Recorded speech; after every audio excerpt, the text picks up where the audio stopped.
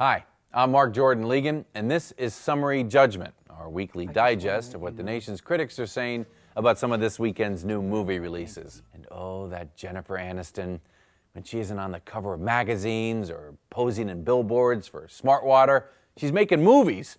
And after that big fat hit of Marley and Me, where she played, well, not Marley, and well, now that I think about it, not even me, but well, anyway, she's in another romantic comedy, and this one's called Management.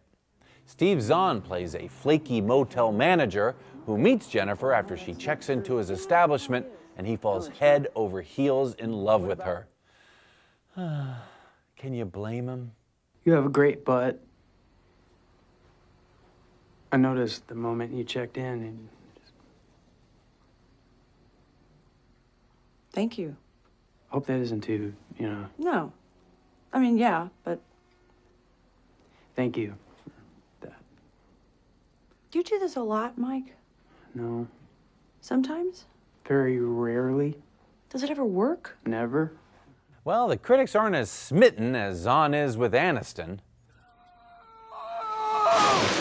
Some are entranced, like the Chicago Sun-Times, which promises some fairly big laughs. USA Today shrugs a sweetly strange yet uneven comedy with a charming lead performance by Steve Zahn, offset by a lackluster one from Jennifer Aniston.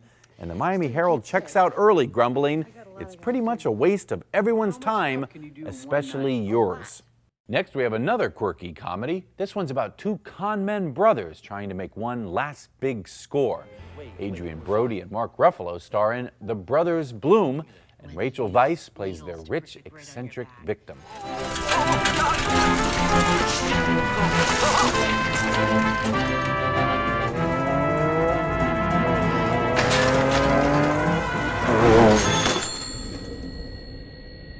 There's actually a knack to this. If you're trying to fast track into a Mark's sympathies, there's nothing quite as effective as having your first conversation be from a hospital bed they put you in.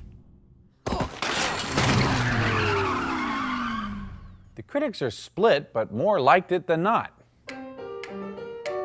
Even though the Los Angeles Times felt taken, the leads aren't only miscast, but interest in the con plot fades as the director's bag of tricks empties further. But Premiere smiles, Vice infuses comic complexity into the ensemble, which is at times genuinely funny, and the Chicago Tribune chuckles, "An awfully good time." And we close with the latest big-budget summer blockbuster. Yes, for those of you who wondered at the end of the Da Vinci Code, well, what happens to Da Vinci? Does he get the girl? Does he get that big promotion at work?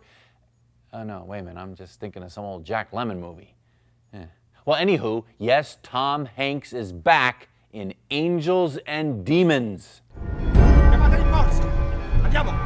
This time out, Hanks uncovers a secret society called the Illuminati that will do anything to destroy its arch-enemy, the Catholic Church. That canister contains an extremely combustible substance called antimatter. We need to locate it immediately or evacuate Vatican City. I'm quite familiar with incendiaries, Miss Vetra. I've never heard of antimatter being used as such. Well, it's never been generated in significant quantities before.